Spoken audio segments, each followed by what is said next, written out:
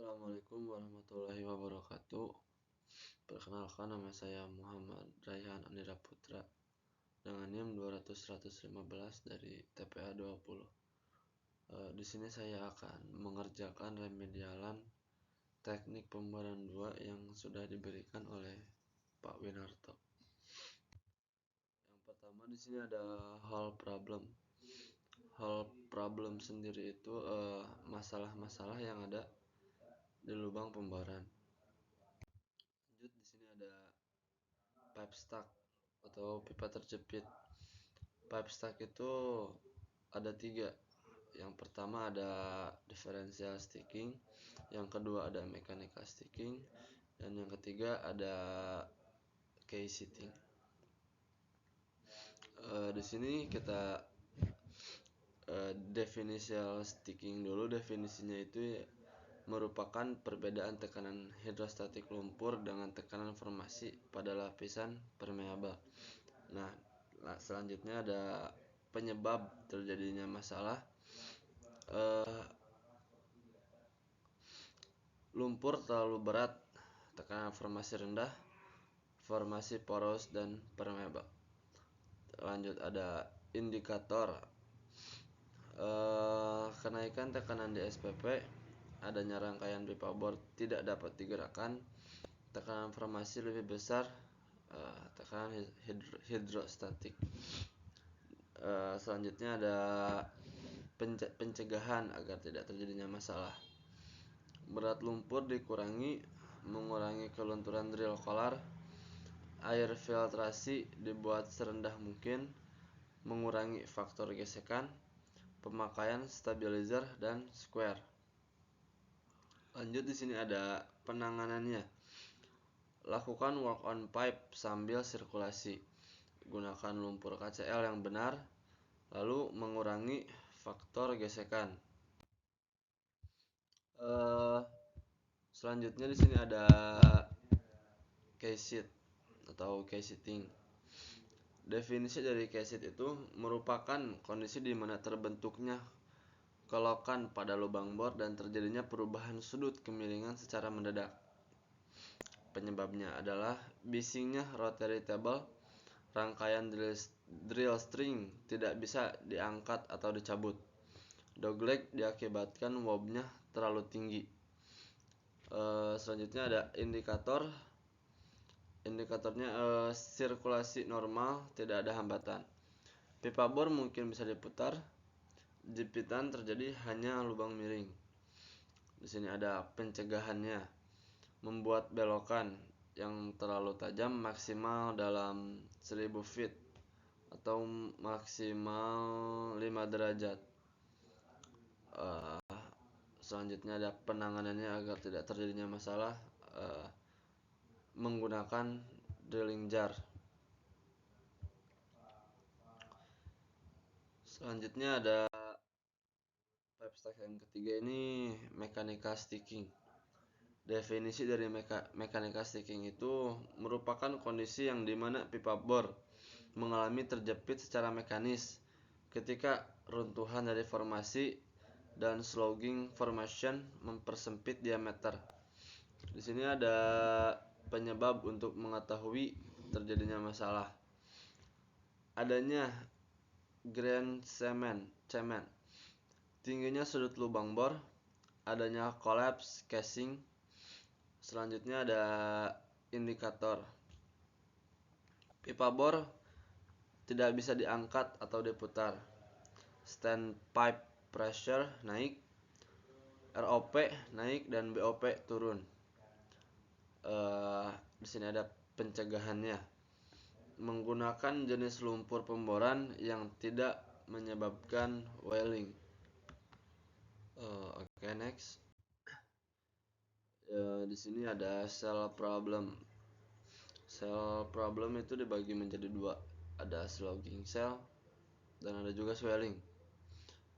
Sloughing cell itu sendiri adalah peristiwa di mana lumpur pemboran yang kita sirkulasikan membentuk mud cake yang tebal dikarenakan komponen cair dan lumpur masuk ke dalam formasi, sedangkan komponen padat mengendap di dinding formasi dan membentuk mud cake. Selanjutnya ada swelling. Swelling itu sendiri adalah peristiwa di mana sel mengembang karena terlalu banyak atau menyerap air yang terkandung pada lumpur pemboran yang disirkulasikan, menimbulkan lubang sumur menjadi sempit dan menjepit drill pipe. Oke, next. Ini sama dari pembahasan yang sebelumnya, ini sama. Jadi saya di sini ada low circulation. Low circulation di mana kondisi yang hilangnya lumpur pengembaran yang disirkulasikan dikarenakan adanya rekahan pada formasi. Penyebab terjadinya masalah low circulation adanya zona yang memiliki permeabilitas, porositas, dan unconsolidated. Adanya rekahan yang terbentuk pada formasi. Indikator untuk mengetahui masalah: tidak adanya lumpur di tangki, naiknya SG tidak diimbangi dengan ROP, masuknya drill string terlalu cepat. Adapun pencegahan agar tidak terjadinya masalah di sini ada: selalu mengecek sirkulasi lumpur, cek keadaan di reservoir, dan selalu mengecek ROP. Ada juga penanganan atau penanggulangan menggunakan metode LCM atau bisa juga menggunakan blind drilling. Oke, next. Lanjut ya. Di sini ada yang kedua, pore pressure atau juga bisa disebut dengan tekanan pori-pori. Di sini ada abnormal pressure atau bisa disebut juga dengan bahasa kita ada tekanan tidak normal. Adapun definisinya, tekanan yang menyimpang dari gradien tekanan normal. Adapun penyebab dari abnormal pressure ini adalah gradien formasinya menurun secara drastis. Oke, next, lanjut. Oke, di sini ada indikator kick. Di sini ada drilling. Yang pertama ada drilling method, yang kedua wide and wake method, yang ketiga ada concern method. Oke, kita bahas dulu yang wide and wake method. Di sini kita jelaskan ya satu persatu. Dimana yang pertama, perhatikan dulu grafik SIDPP. Kemudian masukkan ICP pada garis vertikal kiri dan SCP di garis vertikal kanan. Yang kedua, tarik garis lurus dari titik ICP ke titik FCP. Yang ketiga itu, tentukan tekanan antara ICP dan FCP, yaitu dengan membagi selisih ICP dan FCP. Beberapa bagian seperti tersedia dalam grafik. Yang keempat, masukkan angka 0 di garis vertikal kiri dan angka SBS di garis vertikal kanan. Yang kelima, hitung waktu yang digunakan untuk memompakkan dari surface to bit dan letakkan di garis vertikal sebelah kanan. Lalu masukkan hasil dalam tempat yang telah disediakan ke angka 0 di garis vertikal di sebelah kiri. Lanjut ke drilling method atau juga bisa disebut drillers method.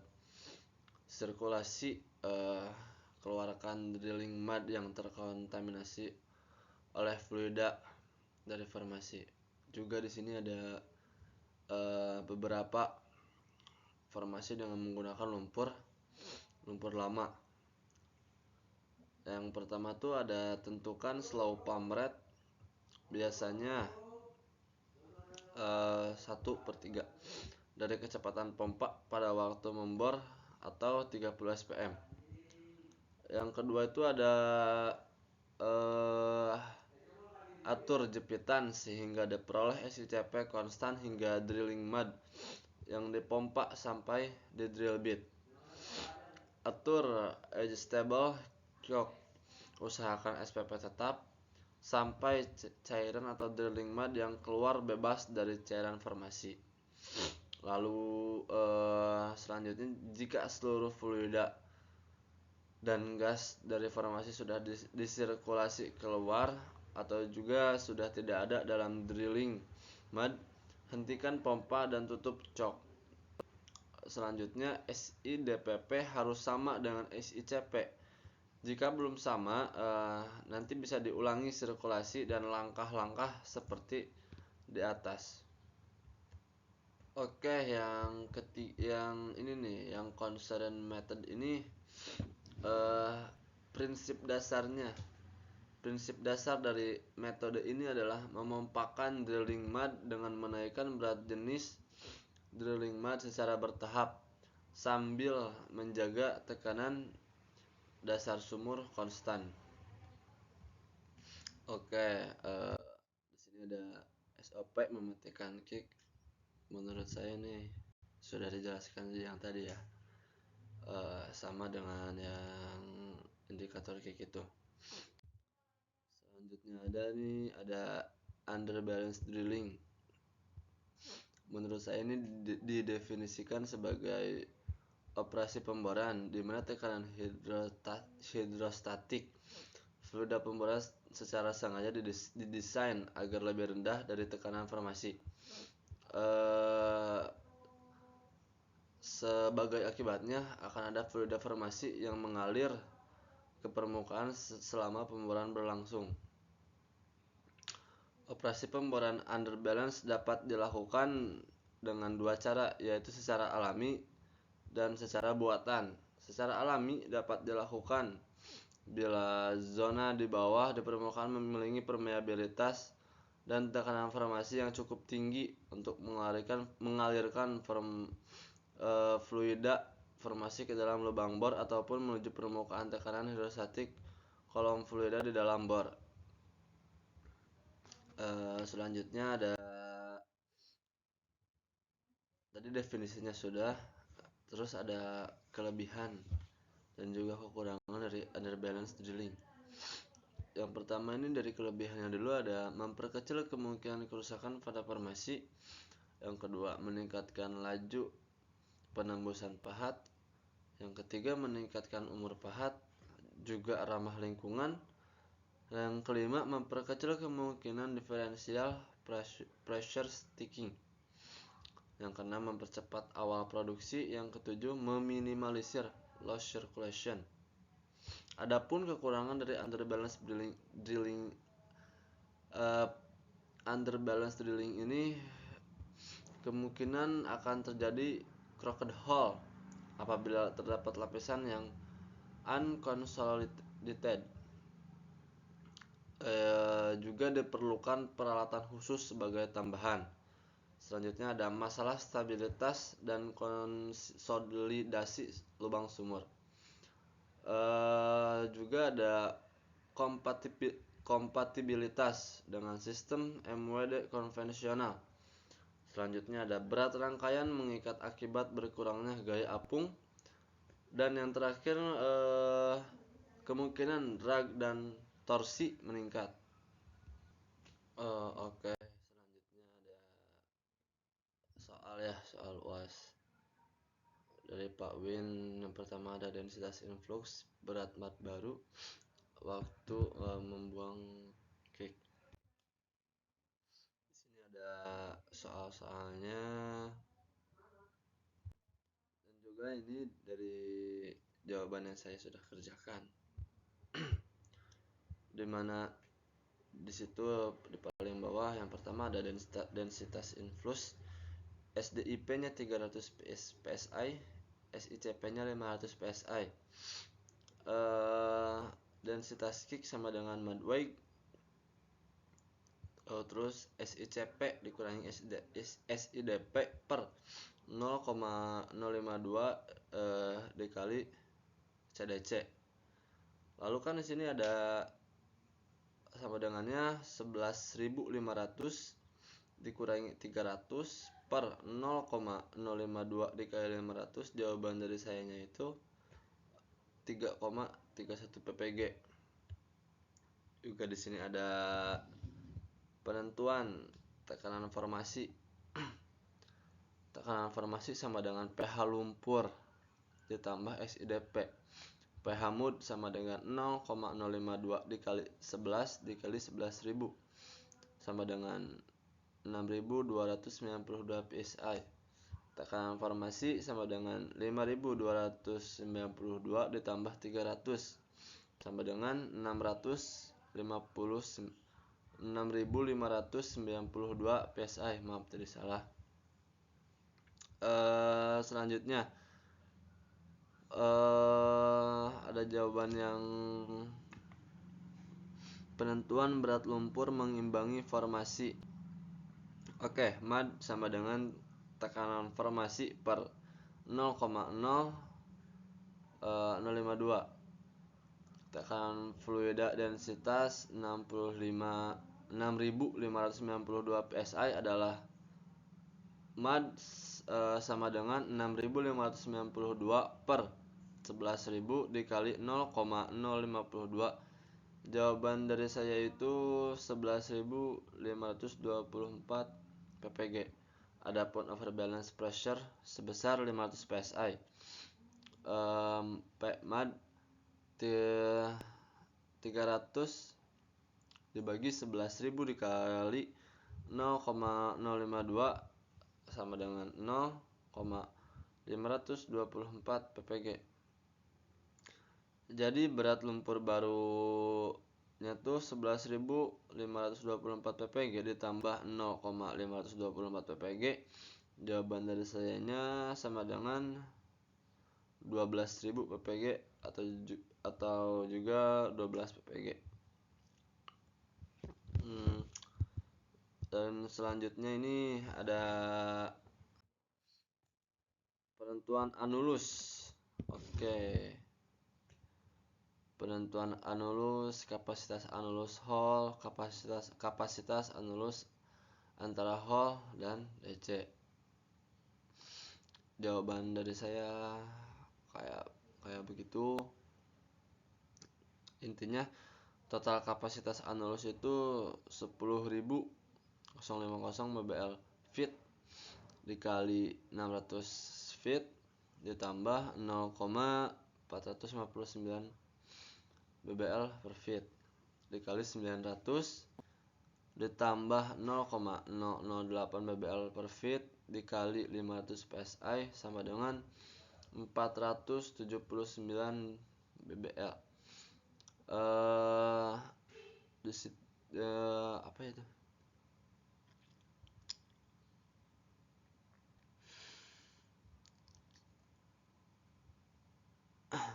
Adapun mengisi rumusnya nih ada kapasitas dikali drill string dibagi pompa dikali catch pompa dikali cap pompa sama dengan 173 bbl dibagi 30 stroke dikalikan 0,1 bbl. Jawaban dari sayanya ada 57,7 menit. Saat mengisi anulusnya itu ada rumusnya kapasitas kali anulus dibagi catch pompa dikali cap pompa. Adapun hasil dari saya ini 479,6 bbl dibagi 30 stroke per menit dikali 0,8 bbl per stroke. Jawaban dari saya itu 459,87 menit. Mungkin cukup sekian dari saya. Mohon maaf masih banyak kekurangan dari saya. Terima kasih. Wassalamualaikum warahmatullahi wabarakatuh. Cukup sekian dalam presentasi yang diberikan oleh Pak Win.